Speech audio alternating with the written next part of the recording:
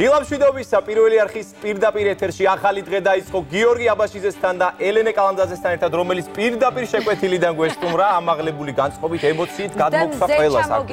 მზე ჩამოგიტანეთ, დღეს 25 სექტემბერია, წინ ძალიან საინტერესო დღე გველოდება 2 საათნახევრის განმავლობაში ჩვენ ვიქნებით თქვენთან ერთად. რა გახდა ახალი დღისთვის მნიშვნელოვანი, ამას ჩვენი ვიდეო ანონსიდან გავიგებთ.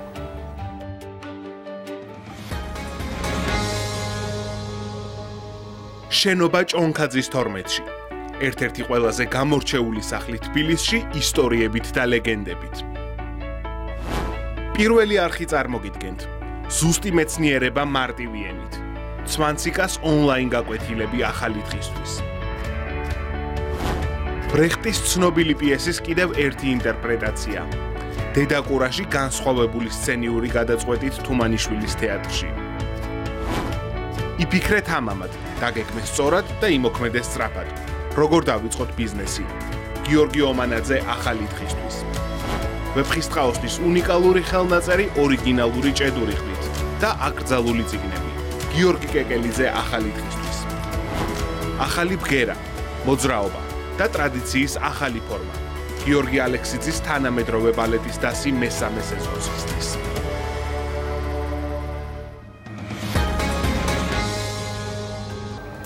ელენე, მე ცოტა მაღალ სართულზე ვცხოვრობ და როდესაც გამოდივარ ხოლმე, ყოველთვის მაქვს ტრადიცია, რომ მაღალი სართულიდან გადავხედო შორს ჰორიზონტს და დღეს ეს გარიჟრაჟი იყო ძალიან ლამაზი მოიისფრო. მოდიოდა საიდუმლო ნარევის სილამაზით, ისეთივეთი როგორც სიტყვა მოიისფრო და მე ვიდექი ეულად ისეთივე სიტყვით როგორიცაა მაშასადამე. მაშასადამე. ამინდი ეთერში.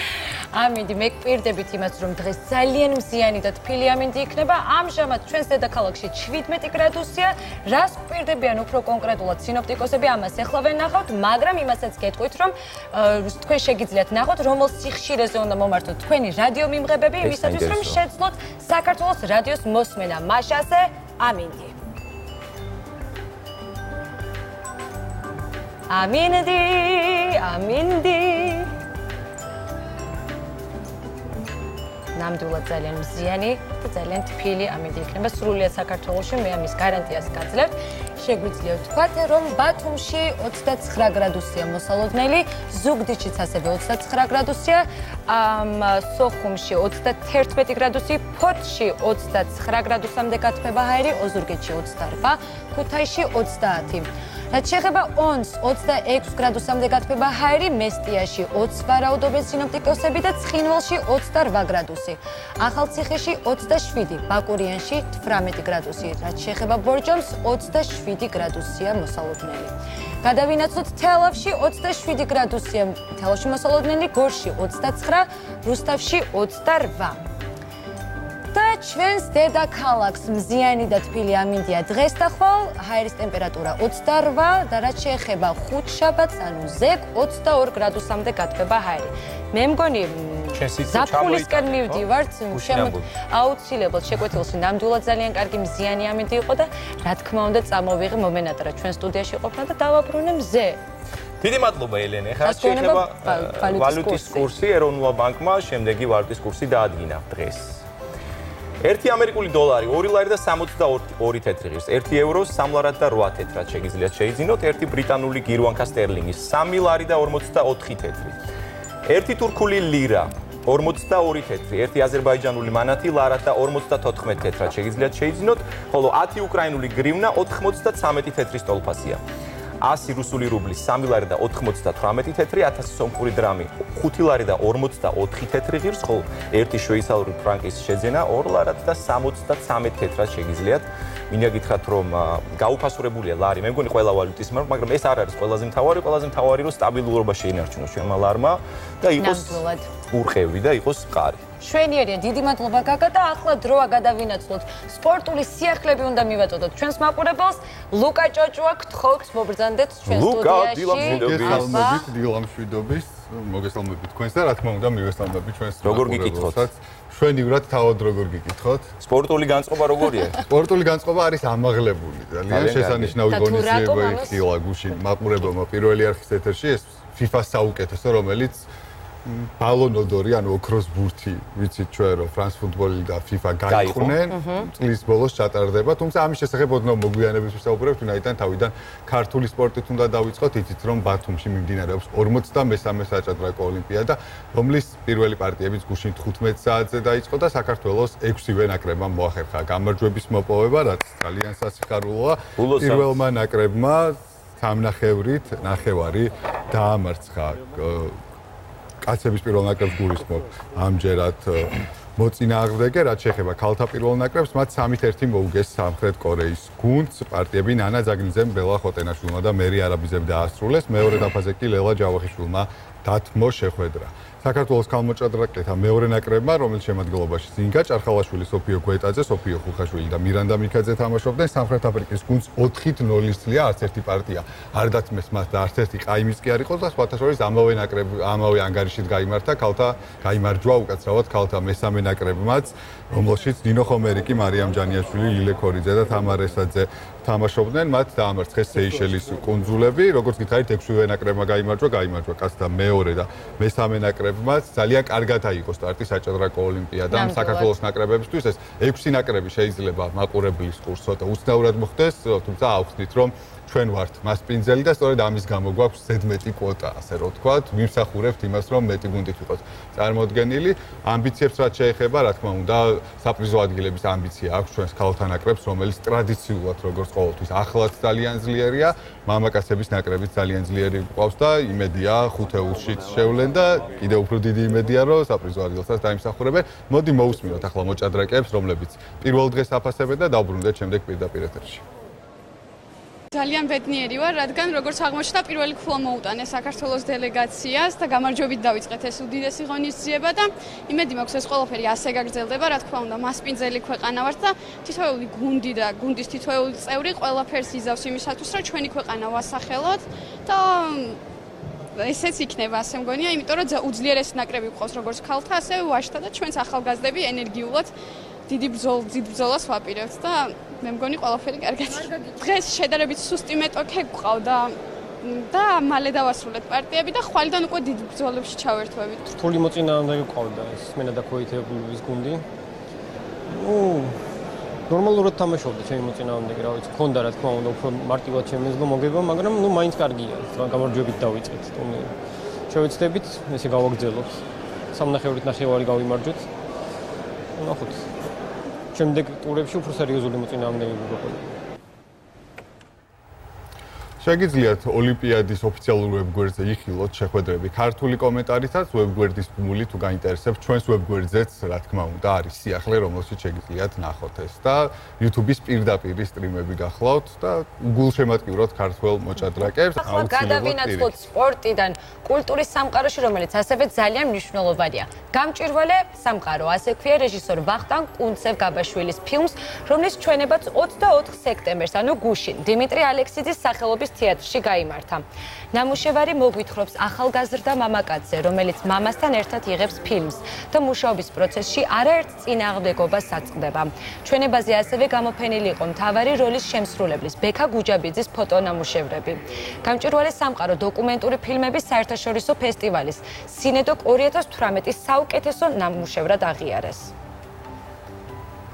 ეს ჩემი 2 წლის ნამუშევარია გუჯაბიძეების ოჯახზე. ბოლოს შედგა ეს პროდუქცია და ძალიან დიდი დამსახურება არის პირველი არხის. მინდა აქვე აღვნიშნო, დიდი მადლობა მოუხადო დოკუმენტური კინოს რედაქციას. ამჟამად მიიღო ისეთი სახე ჩემმა ფილმმა, როგორიც მინდოდა რომ ყოფილიყო და ჩემზე ფილმმა მიიღო ისეთი სახე, როგორიცაც თქვენ იხილეთ ფილმში.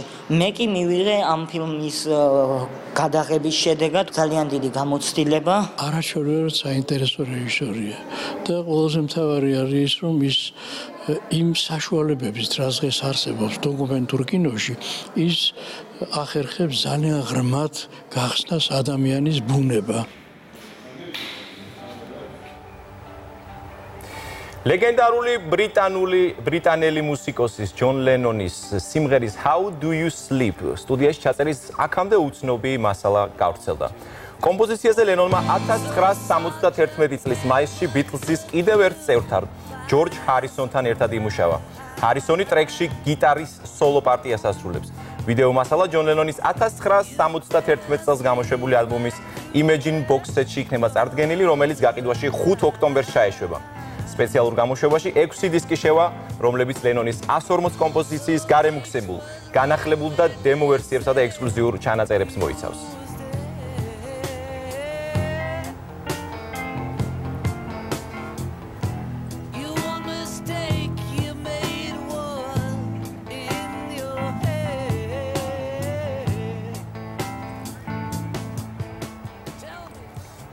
ამერიკული კომპანია SpaceX-ის დამფუძნებელმა ილონ მასკმა Twitter-ის საკუთარ გვერდზე პლანეტათა შორისი ხომალდის Big Falcon როკეტის ახალი ფოტოები გამოაქვეყნა. როგორც ფოტოებიდან ჩანს, რაკეტის კონსტრუქციამ ცვლილებები განიცადა. ხომალდის გამოცდა 2019 წელს უნდა დაიწყოს. SpaceX-ის მარსზე პირველი მისია კი 2022 და 2024 წლებშია დაგეგმილი. მასკის კომპანიამ, როგორც უკვე იცით, პირველი მგზავრიც კი დაასახელა და ჩვენ ამის შესახებ ვისაუბრეთ, უბრალოდ გაგამოგვაწოდა ინფორმაცია, იაპონელი ტურისტი იქნება, სწორედ ის პირველი ადამიანი, რომელიც გაფრინდება ამ ხომალდით. სხვათა შორის ელონ მასკი ბოლო დროს სოციალურ ქსელში ძალიან გააქტიურდა, ალბათ ეს იმის გამოც მოხდა, რომ ბოლო დროს მისი საჯარო გამოსვლების შედეგად მისი კომპანიის აქციები საგრძნობლად დაეცა და შემდეგ როგორც უყურებ, როგორც თვალს ვადევნებ, ის ძალიან აქტიური ხდება მის კომპანიის შესახებ, განსაკუთრებით SpaceX-ის შესახებ ძალიან ბევრ ახალ ინფორმაციას გვაწვდის და სხვათა შორის ტურისტს რაც შეეხება, რომელიც იაპონელია და უნდა გაემგზავროს ამ ხომალდით, ის მუსიკოსია და მასთან ერთად 6 სხვა მუსიკოს ეპატიჟება. ის მილიარდერია, რა თქმა უნდა, პატიჟებს. გავყვები, ვიღიღინებ ახალი ხომალდით. ძალიან სასიამოვნო უსროთ წარმატება. ეს მე მგონი თვალსწრები 2023 წლისთვის არის დაგეგმილი. დიახ.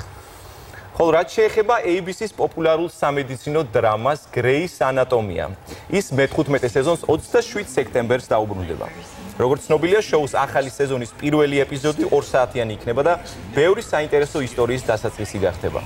მე-15 სეზონთან დაკავშირებით უკვე ვიცით ის, რომ ექიმი ტედი ოფიციალურად ბრუნდება სერიალში. ხოლო ვიცით ისიც, რომ შუაში შოუში Grey's მამასაც ვიხილავთ. თუმცა რომელ ეპიზოდში მოხდება ეს, ჯერჯერობით უცნობია. ჩვენს მაყურებელს თუ ახსოვს, გადაცემა ილუზიონის წამყვანებთან ერთად ჩვენ ვისაუბრეთ სერიალების ფენომენზე და ნამდვილად შეგვიძლია ხმამაღლა ვთქვათ, რომ Grey's Anatomy სწორედ ის ერთ-ერთი სერიალია, რომელმაც დიდი ფურორი მოახდინა, ასე ვთქვათ და სამედიცინო სერიალებში რამოდენიმე კონკურენტული სერიალი. 27 სექტემბრიდან კი მის ერთგულ მაყურებელს მე-15 სეზონი. დიახ, გამშვენიერიეთ და გადასარევი.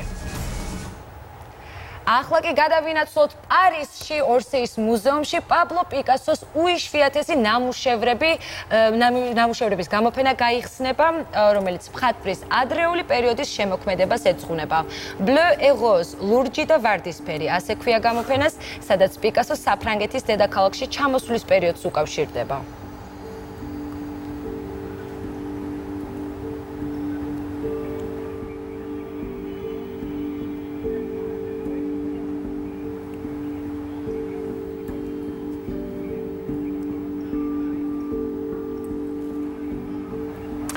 ცოტა უცნაური სიახლეა, მეგობრებო, ჩინეთი ციფრული დიქტატურისთვის ემზადება. დაახლოებით 1,5 მილიარდი ჩინელი უკვე ჩინეთის მოქალაქე ციფრული კონტროლის ქვეშ იქნება. ყველა ნაბიჯი, ყველა მოქმედება, მათ შორის გაფიქრებაც კი იქნება გაშიფრული და შესაბამისი ზომების მიხედვით დასჯადი. კომუნისტური პარტია ამას სოციალურ კრედიტს უწოდებს, რომლის მიხედვითაც თითოეულ მოქალაქეს ექნება პერსონალური ანგარიში. ამ ანგარიშში ჩინელები სხვადასხვა დაწესებულებებშიც ისარგებლებენ, ხოლო მაგალითად თუ შეიძენენ ბევრ ალკოჰოლს, ჩაითვლება, რომ დამოკიდებული ხარ და ქულები დაგაკლდება, ხოლო ბავშვის საფენების ყიდვის შემთხვევაში ქულები იმ მოტივით მოგემატება, რომ ხარ პასუხისმგებლობით სავსე. ციფრული დიქტატურა 2020 წლისთვის ამოქმედდება. სხვათა შორის მაშინებს ეგეთი რაღაცები. ეს ძალიან უკავშირდება ერთ-ერთ ბოლო ფილმს, რომელიც ტომ ჰენქსის მონაწილეობით არის, რომელსაც ქვია წრე The Cycle. მახსოვს. და მის სიუჟეტი ზუსტად ანალოგიურია და ცოტა შემაშინებელია და ეს რეალობად თუ იქცა რაღაცა არ მჯერა. მე არ მივესალმები ამ სიახლეს, იმიტომ რომ მაშინებს. მე მგონი ეს ესე არ იქნება, დიდი იმედია. და დემოკრატია ყოველთვის იზეიმებს მსოფლიოში. ნამდვილად და გადავინაცვლოთ კიდე 27 სექტემბერი ნამდვილად კარგი დღე არის, იმიტომ რომ ხელმისაწვდომი გახდება GoPro 7. GoPro-ს უახლესი სამოქმედო კამერა სუპერ გლუვი გამოსახულებით იქნება. კამერა არ საჭიროებს სტაბილიზაციისთვის არანაირ აღჭურვილობას. ასევე გაუმჯობესებული იქნება აუდიო, ლაივ სტრიმი და ახალი time-lapse რეჟიმი. როგორც უკვე გითხარით, 27 სექტემბრიდან გახდება იგი ხელმისაწვდომი და მისი ღირებულება შეადგენს 379 ფუნტ სტერლინგს, რაც დღევანდელი კურსის მიხედვით 1200 ლარამდე. 1300 ლარი. რაუცდი. 1300 ლარს შეადგენს, ასე რომ კარგი სიახლე არის ნამდვილად. მე პირადად ძალიან მიყვარს GoPro-ს კამერები და ნამდვილად პროფესიონალური, ძალიან პატარა, კომპაქტური, ყველაფერს იტევს, მთელ მსოფლიოს იტევს. და გადავდივართ გემრიელ გურმანიაზე, რომელმაც სწრაფი რეცეპტის შემოგთავაზა სასწაული და ჯადოქრობას ექნება ახლა ადგილი წითელი მსხლის ნამცხვარი. მოდით ვნახოთ.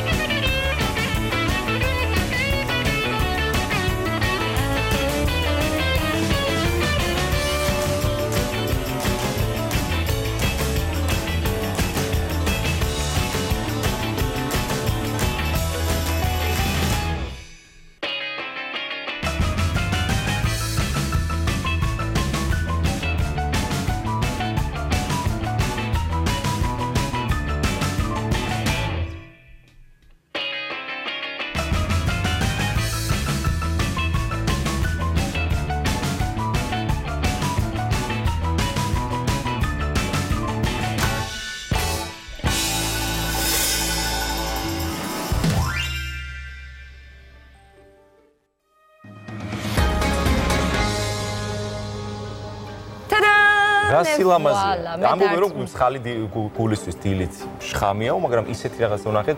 თვალსაჩინო ძალიან დიდი მნიშვნელობა აქვს რაჯიშის მსხალი. ქართულ მსხალს როგორც იცით, განსაკუთრებული გემო აქვს, გულაბი მსხალი და ასე შემდეგ. ძალიან ისეთი მძაფრი და გამოხატული გემო აქვს. ალბათ მაგითი ცნობიერებული ყოფილხარ მსხლებში. ხილების ექსპერტი ვარ.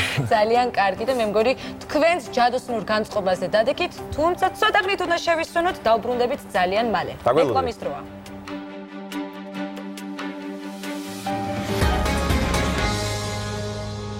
კიდევ ერთხელ დილემშვიდობისა ეთერშია ახალი დღე ელენე კალანდაძესთან და გაგა აბაშიძესთან ერთად. ამ მომენტში სულ ვფიქრობ ხოლმე დავით გორგილაძეზე, რომელსაც აქვს რუბრიკა მოვლენები, რომელსაც ისტორია შესწვალა. ეხლა ვნახოთ კალენდარი და ვნახოთ დღევანდელი დღე, როგორ შევიდა ისტორიაში იმ ადამიანების და მოვლენების შესახებ, რომლებმაც ისტორია შექმნეს. ნახოთ.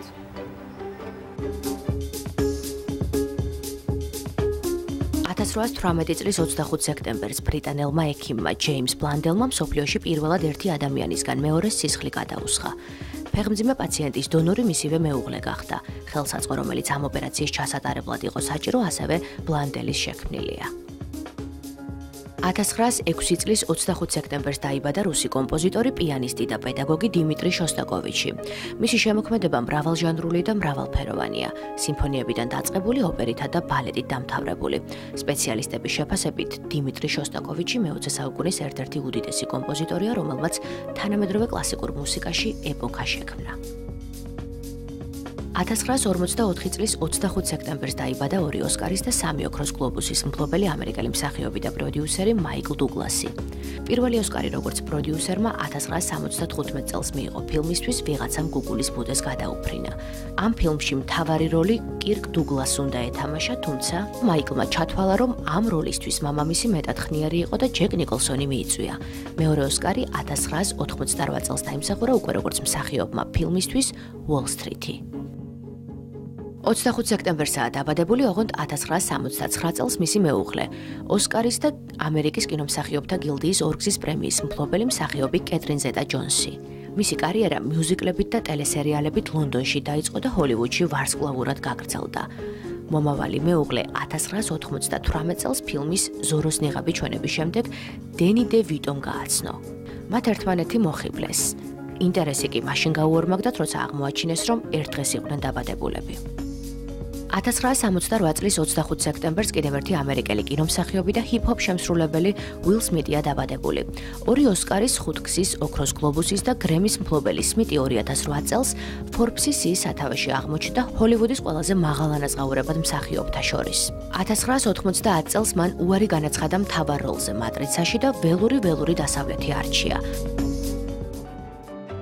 ჭონქაძის 12 ნომერში თბილისში ერთ-ერთი ყველაზე გამორჩეული შენობა დგას. იმასაც ამბობენ, რომ ლეგენდის მიხედვით საძირკველში ბრილიანტებს ყრიდნენ. მასალები კი ჩამოქონდათ იტალიიდან და საფრანგეთიდან. ეს შენობა, ეს ისტორიული შენობა დღეს კი დანგრევის პირას არის და უფრო დეტალურად ვიხილავთ ამ შენობის შესახებ ანო მეზრიშვილის სიუჟეტიდან.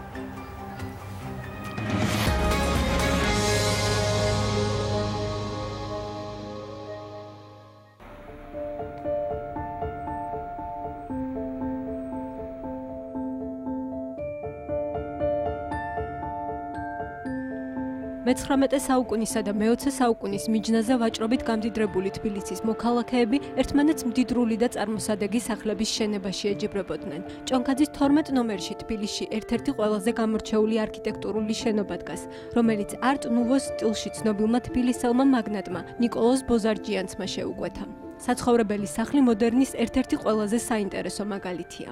მნიშვნელოვანია თავად აი ამ ურბანული ქსოვილისათვის, რომელიც ჭონქაძის ქუჩაზე არის, იმიტომ რომ ის იძლევა, ასე ვთქვათ, მასშტაბის და სილუეტის სწორ მაგალითს ამ ქუჩისათვის. შენობა ღია რუხი ფერის თაღითაა შემოსაზღვრული, რომელიც მსხვილი ქვისგანაა აწყობილი. დერეფანი იტალიიდან ჩამოტანილი ვენეციური მინით და მარმარილოთია მოპირკეთებული, რომელსაც გადმოცემის მიხედვით მიქელანჯელო თავისი ნამუშევრების შექმნისას იყენებდა.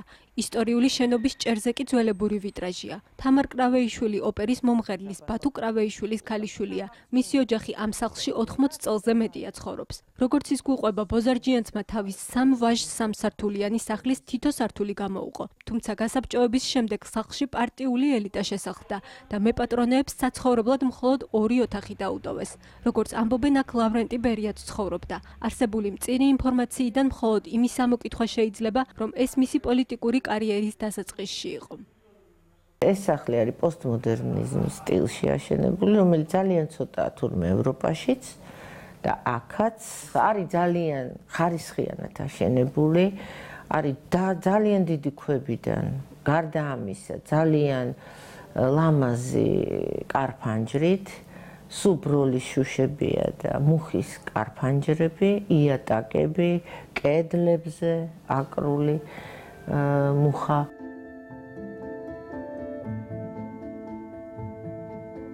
1915 წელს თბილისის საუკეთესო სახლის გამოსავლენ კონკურსში ამ სახლმა მეორე ადგილი მოიპოვა. თუმცა საუკეთესო ფასადის მქონე სახლის სახელი მაინც ეწოდა, იმიტომ რომ ოქროს მედალი და პირველი ადგილი იმ წელს არავის მიაკუთვნეს.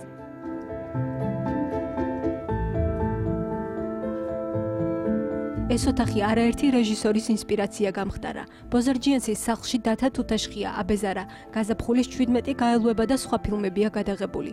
თუმცა ეს ისტორიული შენობა ახლა დანგრევის პირას იმყოფება. სქელი ნაპრალებიდან ოთახში სინათლე აღწევს. ბათქაში კი ყოველდღე ცვივა. როგორც სახლის ბინადრები გვიყვებიან, სიტუაცია ბოლო 2 წელია განსაკუთრებით დამძიმდა. აბსოლუტურად ყოველდღურად მატულობს ბზარები, თავზე გვეყრება გაჯი.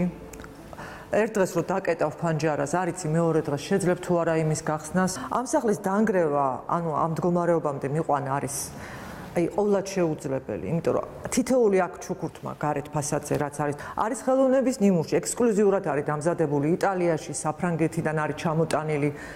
ამის განმეორება, ხელახლა ახლით შეცვლა შეუძლებელი იქნება მე და დავკარგავთ უბრალოდ. საცოდაობა ამ სახლის დანგრევა რა, საცოდაობა და სანამ არის დრო იმედი მაქვს რომ ვიღაცა ყურად იღებს და მოგხედავს.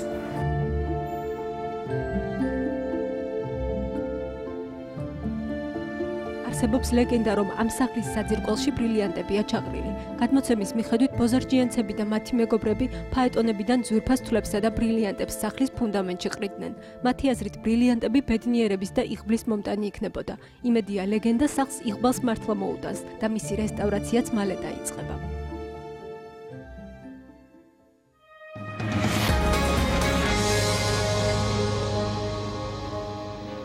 ასეთ ისტორიულ ქალაქში ვცხოვრობთ, ჩვენი დედაქალაქი ესეთი მნიშვნელობის სახლებსაც კი ინახავს, მაგრამ აუცილებლად უნდა ითქვას ის, რომ აი განსაკუთრებით მთაწმინდაზე არის ხოლმე ისეთი შენობები, რომელიც საშინელ მდგომარეობაში არის და პირველ რიგში ალბათ ჩვენ თვითონ უნდა გაუფრთხილდეთ ელენე და ის სტერეოტიპი, რომ ჩვენი სამყარო ზღურბლიდან იწყება, ეს უნდა დაიმსხვრეს და რაღაცა გადავიდეთ სხვა ეტაპზე, თანამედროვე ეტაპზე, სადაც ყველა ესეთი კულტურის მნიშვნელობის საგანძური შევინარჩუნოთ ჩვენ თვითონვე. მართალი ხარ გაგა და გადავინაცვლოთ ახლა ლუკა ჭოჭუა შემოგვიერთდება სპორტული სიახლეები, როგორც უკვე დაგვირდით, რა ხდება ლუკა? დილამშვიდობისა, ლუკა კიდევ ერთხელ. დილამშვიდობისა, კიდევ ერთხელ მოგესალმებით და კიდევ ერთხელ მივესალმები ჩვენს მაყურებელს.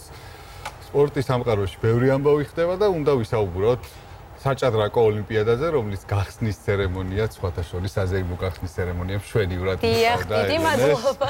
და უნდა მითქვა, ხო ეს ძალიან დიდი მნიშვნელობა განწყობას. აი დღეს რომ გუშინ რო ჩემო მოჭადრაკეებმა გვასახელეს, ეს ძალიან დიდი დამსახურება იმ გახსნის ცერემონიას, რომელიც ესეთი შთამბეჭდავი იყო და მადლობა. ცერემონიალზე საუბარი მე პირადად არ მომბეჭდება, იმიტომ რომ ყველა აღნიშნავს, არა მარტო ქართულ, არამედ საერთაშორისო პრესაშიც, რომ ესეთი გრანდიოზული და ლამაზი გახსნის ცერემონია საჭადრაკო ოლიმპიადას არ ქონია და არ ახსოვთ. იმედია თავად ოლიმპიადაც ასეთი იქნება, რის წინაპირობაც ნამდვილად არსებობს.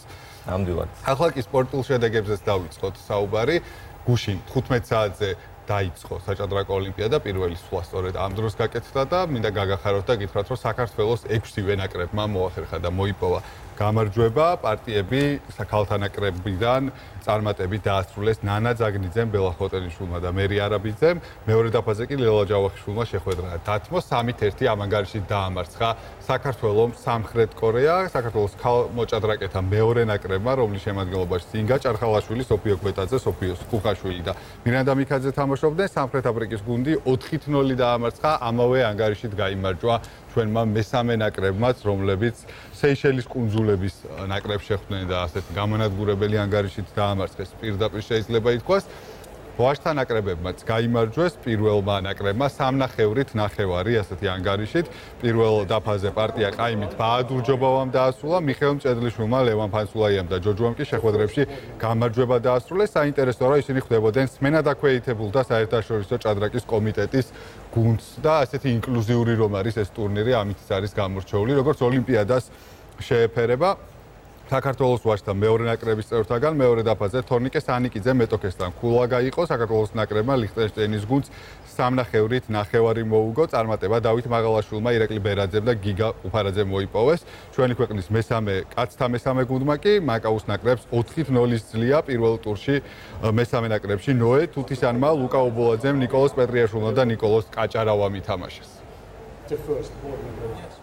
ძალიან ბედნიერი ვარ, რადგან როგორც აღმოჩნდა, პირველი ქულა მოუტანეს საქართველოს დელეგაციას და გამარჯვებით დავიწყეთ ეს უდიდესი ღონისძიება და იმედი მაქვს ეს ყველაფერი ასე გაგრძელდება, რა თქმა უნდა, მასპინძელი ქვეყანა ვართ და თითოეული გუნდი და გუნდის თითოეული წევრი ყველაფერს იზავს იმისათვის, რომ ჩვენი ქვეყანა ვასახელოთ და ესეც იქნება, ასე მგონია, იმიტომ რომ უძლიერესი ნაკრები გვყავს როგორც ქალთა, ასევე ვაჟთა და ჩვენც ახალგაზრდები ენერგიულად დიდი ბრძოლას ვაპირებთ და მე მგონი ყველაფერი კარგად. დღეს შედარებით სუსტი მეტოქე გვყავდა და მალე დავასრულეთ პარტიები და ხვალიდან უკვე დიდ ბრძოლებში ჩავერთვებით. რთული მოწინააღმდეგე გვყავდა ეს სმენად აქვეითებულის გუნდი. ნორმალურად თამაშობდა ჩემი მოწინააღმდეგე, რა ვიცი, მქონდა რა თქმა უნდა უფრო მარტივად შემეძლო მოგება, მაგრამ მაინც კარგია, რა გამარჯვებით დავიწყეთ ტურნირი. შევეცდებით, ესე გავაგრძელოთ. 3-9 გავიმარჯვეთ. ნახოთ. შემდეგ ტურებში უფრო სერიოზული მოწინააღმდეგეები გვეყოლა. საუკეთესო გზა იმისთვის, რომ საატესტატო და ეროვნულ გამოცდებზე მათემატიკა წარმატებით ჩააბარო. საკმაოდ მოკლე დროში და თანაც სრულიად უფასოდ გაქვთ იმის საშუალება და ის შანსი, რომ მოусმინოთ ადამიანს, რომელიც ძალიან გასაგებ და მარტივ ენაზე ყველაზე რთულ მეცნიერებას აგვიხსნის. მაშ ასე ჩვენი სტუმარია გიორგი ლაზარიშვილი, იგივე ცვანციკა. დილამშვიდობისა ბატონო გიორგი. დილამშვიდობისა. მარტივად რო ვთქვათ, ახალი დღის მობრძანდით. ახალი დღის კარგი გადაცემის შექმნისთვის აუცილებელი და საკმარის პირობა ბატონი გიორგის მობრძანდით. შეიძლება.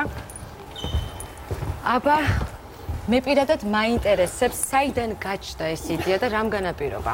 უპირველეს ყოვლისა მადლობა მინდა მოგახსენოთ ჩემი მოგზაურობისთვის. მოგილოცოთ ეს დიდებული განახლებული სტუდია.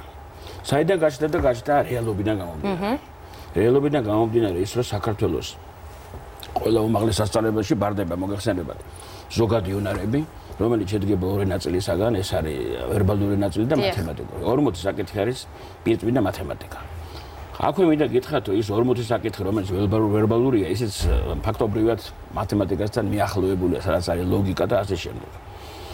გაჩნდა ეს, რომ დავეხმაროთ ბავშვებს, რომლებმაც რაღაც ის გამო რაღაც პერიოდში გამოტოვეს, რაც ჩვენთვის ძალიან გასაგებია ყველასთვის სკოლაში რაღაცა იყო ბუნდოვანი, მათთვის ვერ გაიგეს, ეს ყოველთვის ჩნდება მათემატიკაში და აქ მინდა ჩვენ დღევანდელ მაყურებელს უთხრა რომ აშეშიდნენ სხვა არაერთი სწავლება, არანაირი საგანი, სადაც რომ ბუნდოვანი არ იყოს და ის ბუნდოვანი გახდეს მაგათთვის უფრო ნათელი და ახალი მასალა შეისწავლონ. ეხლა ეს გაკვეთილები პირდაპირ ვთქვათ, პრაგმატულად უფრო გათვლილია მათთვის, ვისაც უნდა რომ ჩააბაროს დაამთავროს ეს უნარებთან, მომთავროს ამასთან ურთიერთობა და გაირჩიოს ეს პროფესია, რომელიც მისთვის არის სასურველი. დიახ.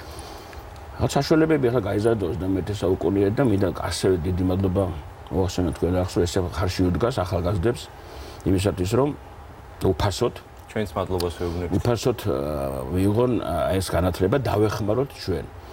თორე ისე უფრო მასშტაბურად რო თქვა ახლა ჩემი სურვილიც არის და ალბათ ყველა მათემატიკოსის სურვილი და მასწავლeblis რო აი ეს შეხედულება რაღაც ტუნდაც რო არის რომ მათემატიკას რჩეულთა ხვედრია ის სწავლა. აი ეს პროგრამას არ ითვალისწინებს. მინდა ერთი რაღაცა გითხოთ რო დავაანონსოთ და ვთქვათ, მეც მათემატიკოსი ვარ, თავიდან პირველ გადაცემაში ვთქვი, ბაკალავრი დავამთავრე მათემატიკის, ასე რომ ძალიან ახლოს არის თქვენი ფიქრები ალბათ ჩემთან. გადმოცემის უნარზე მინდა გკითხოთ, მე მახსოვს უნივერსიტეტში პირველად რომ გავიგე, მიმდევრობის ზღვარი რა იყო, ფუნქციის ზღვარი და ეს საკმაოდ რთული და უსასრულობის კარგი აღქმის საშუალებას გაძლევს, მახსოვს ჩემი მასწავლებლის მიერ ძალიან მარტივად ამის გადმოცემა. ის კი არა როგორც ვთქვათ, ეწერა და დაზეპირებული უნდა მეთქვა, არამედ ისე კარგად ამიხსნა ეს, რომ იმის მერე მიმდევრობის ზღვარი მივხვდი რა არის. და თქვენი გადმოცემის უნარი, მე რაც ვნახე თქვენი გაკვეთილები, მართლაც ფანტასტიკურია, ეს არის დაფასთან, აი დაფასთან ამის გაკეთებას ალბათ არის ერთ-ერთი საუკეთესო გადაწყვეტილება ვიტყოდი. მაინტერესებს როგორ მიხვედით ამ მეთოდამდე, რომ ესე გადაგეცათ ბავშვებისთვის ასეთი საინტერესო. ფანტასტიკური რა გითხარ, ახლა ფანტასტიკური არ არის, მაგრამ ალბათ მივედი აქამდე როგორც სურვილი იმისა, ყველაზე მეტი სურვილი იმისა, რომ აი ის დაწარმოდგენა, რომელიც სამწუხაროდ ჩვენ საზოგადოებაში და რომელიც მე შემოხვედრია ძალიან ხშირად. ამბობს ადამიანები, მე ვარ მხატვარი, მშობელს ვთქვა დედამის, ჩემი ქმარი მათემატიკის მუსიკოსი. და არ გამოყოფას მათემატიკის ნიჭი და აქ კიდევ ერთხელ ხაზგასმული აუნიშნავს. მათემატიკის ნიჭი დაჟინებულ ხალხზე არ არის ლაპარაკი. აქ დაახლოებით შეიძლება ესეთი შედარება ვთქვა, იცის სიარული და ჩვენ ვავნებით ცოტა ჩქარასია. რეკორდების დამყარებაზე არ ლაპარაკობ. მოვიშველებთ დიდებულ ნათქვამს ლეონარდოს. მან ბრძანა მაიმუნს ვასწავლე ხატვას, მაგრამ ხატვარი არ გახდება. ახლა თქვენთვის ეს ძალიან კარგად გასაგები. ის საწყისები და ის ძირიზე, რაც არის წილადების შეკრება, რაც არის პროცესის გამოყვანა და უბრალოდ მარტივად ვთქვათ. შეიძლება ახლა ილაპარაკო, რომ არ მეხერხება მათემატიკა და სულ გაწყვილებდნენ ხურდაში. არ შეიძლება ხურდაში, ხა მე ვერ წე რაღაცას და საბოლოოდ მე მინდა რომ დაწუნის ადამიანი და როგორც თქვით გადმოცემა ალბათ დროთა განმავლობაში დაგროვდა. ნაშტო ისე გამოსწვა. და მე მგონი მათემატიკას არანაირი განსაკუთრებული ნიჭი არ ჭირდება. არავითარი ეს სკოლის პროგრამა არის გათვლილი საშუალო მონაცემების ბავშვზე. ისე რომ თუ გინდა რომ შენი სერტიფიკატი მიიღო და ისინი დამადასტურებელია 9 კლასის განათლება მიიღე, ეს უნდა იცოდე. და არანაირი საამაყო ეს არ არის. ხალხს გონიათ იცით როგორ არის ახლა რეალურად ახლა მე ჩემი 25 წლის სკოლაში ყოფნისა და 7000 გაკვეთილი და დავინახე. ეს არის კარგად ნიშა გაიკეთეს თავის. გესმით კომფორტული გარემოა. მე მათემატიკა არ მისვისდი, ახლა კარგი ბავშვია, ცდილობიანი ბავშვია, თემებს წეს კარგად რაღაც ხატულობაში მღეროს მონაწილეობა და დაუწეროთ მათემატიკაში იმასაც 3. და ამ იმის ქვეშ კომფორტულად არის. არ მესმის და აგესმის კი არა, არ გინდა რომ გაიგო. სამწუხაროდ ცოტა დრო გრჩება, აუცილებლად მეკითხოთ. ახალი სეზონის შესახებ რა ცვლილებები გაქვს, თუ რამე დაიხვეწა, თუ გაუნჯობესდა, თუ რა 130 პროგრამა ახალია, მე-11 კლასი. ახალი სეზონის არის გათვლილი უკვე იმათვის, ვინც უნდა რომ ჩააბაროს ისეთ უმაღლეს სასწავლებელში, რომელმაც დამატებით კიდევ მოგეხსენება თვილი საქართველოს შეესია უნარების გარდა არის დამატებით კიდევ მათემატიკა. მოკლედ რო თქვა, აქ არის უკვე მე-10, მე-11, მე-12 კლასის პროგრამაზე გათვლილი. აი ამ პროგრამას განვიხილავთ და კიდევ მინდა ერთი დავძინოთ, თქვა რომ ეს არ არის მარტო ორიენტირებული იმათვის, ვისაც უნდა უნარების ჩაბარება, ეს არის მე-5 კლასელი ბავშვებისთვის, მე-6 კლასელი ბავშვებისთვის, იმიტომ რომ ჩვენ ვიწყებთ ძირით. ისეთი უმარტივესი საკითხები, როგორც არის რიცხვი, წილადები. ამიტომ, თათოს ვიღაცა აბიტურიენტებისთვის კი არა, მე-7 კლასელი ბავშვებისთვის, რომელმაც რაღაცომაც ვერ დაძლია გააცდინა თუ როგორ იმ ჩართავს ყველაფერი წერია, როგორ წილადებია თუ რიცხვებია, მოიძიებს ამას და ფიქრობ დაეხმარება. ბატონო გიორგი, ძალიან დიდი მადლობა სტუდიაში მობრძანებისთვის. მე კი იმას გეტყვით, რომ 30 გაკვეთილი უკვე დევს ჩვენს ვებგვერდზე, შეგიძლიათ თვალი ადევნოთ და გაიმარტივოთ ცვანციკას გაკვეთილებით თქვენი ცხოვრება და რა თქმა უნდა ის გამოცდები, რომლებიც წარმატებები უსურვოთ აბიტურიენტების წარმატებები თქვენ გისურვოთ. დიდი მადლობა მობრძანებისთვის. მინდა რომ ერთი რაღაცა ყველა მიცოდოს. ეს აბსოლუტურად დაძლევადია ყველასთვის. საშუალოდ მოინდომა. ჩვენ ამას შევძლებთ. დღეს და ხვალ მიხეილ თუმანიშვილის კინომსახიობთა თეატრში გიორგი სიხარულიძის სპექტაკლის დედა კურაჟის პრემიერა გაიმართება. მოდით ერთად ვნახოთ სიუჟეტი, სადაც რეპეტიციას ესწრებოდა მარიამ ფირცხალოვა.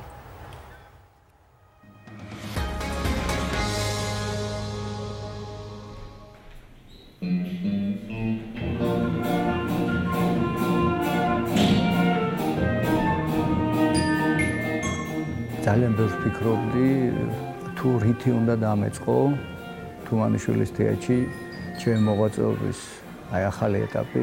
გადავწყვიტე, რომ მაინც ამ პიესით დამეწყო.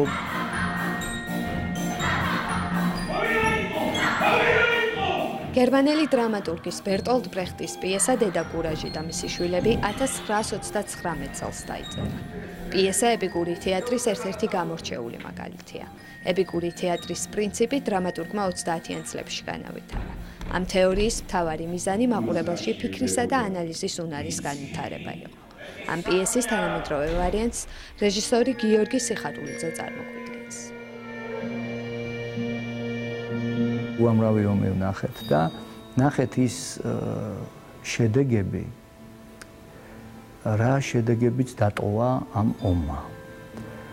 თუ კი რამე ფასეულია, თუ კი რამე ღირებულია, მნიშვნელოვანია, ფაქიზია, როგორ ანადგურებს ომი. ომი ბიზნესია.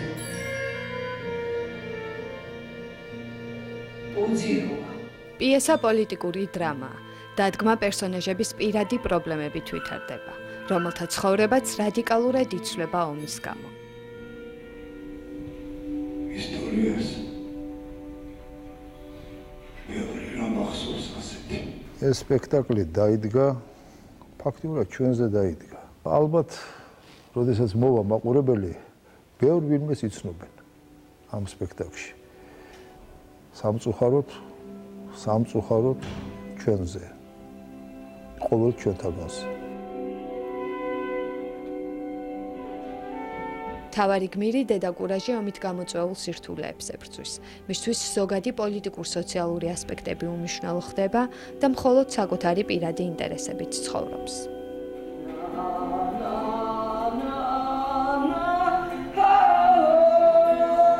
მაყურებელს შეუძლია რაღაც ადგილებზე შეებრალოს ასეთი ქალი, შეეცოდოს, შეეზიზღოს მისი საქციელი. ანუ ბრეხტი სწორედ ეს არის და ამ სპექტაკლის სირთულე ეს არის, რომ შენ გმირს არ განაცდებინო რაღაცა კათარზისი, იმიტომ რომ ბრეხტის გმირები არ იცვლებიან, მიუხედავად იმისა, რომ ეს ქალი კარგავს სამივე შვილს.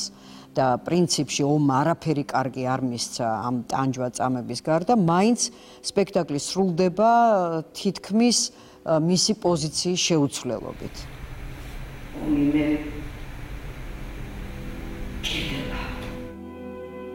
ბრეხტი მიზნის მისაღწევად, ადამიანების დასაფიქრებლად მინიმუმამდე ამცირებდა დეკორაციებს და რეკვიზიტებს. რეჟისორი გიორგი სიხარულიძე სცენიურ გადაწყვეტად მუზეუმის ფორმას ირჩევს. შესაბამისად, ომის სამსახო ყველა დროის მასალას სამუზეუმო ექსპონატად აქცევს.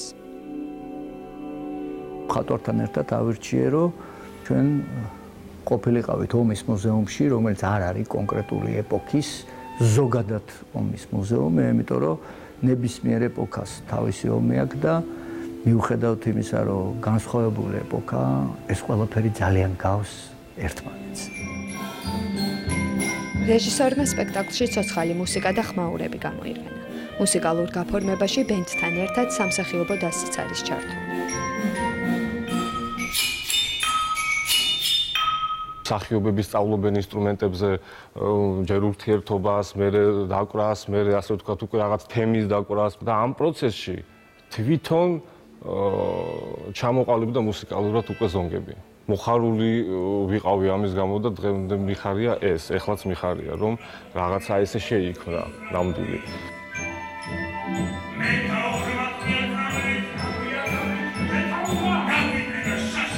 ბერტოლდ ბრეხტის პიესის თარგმანსა და ადაპტაციაზე მანანა ანთაძე მუშაობდა.